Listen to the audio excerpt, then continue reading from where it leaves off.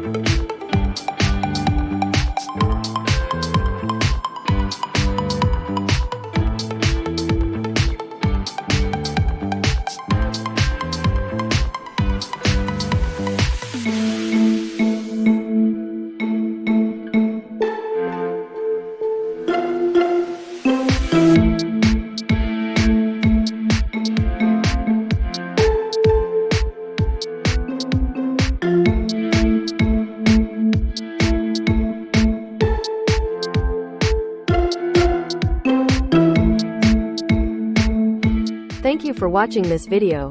If you like this video, to see other tutorials, please subscribe and don't forget to like and comment. Thank you.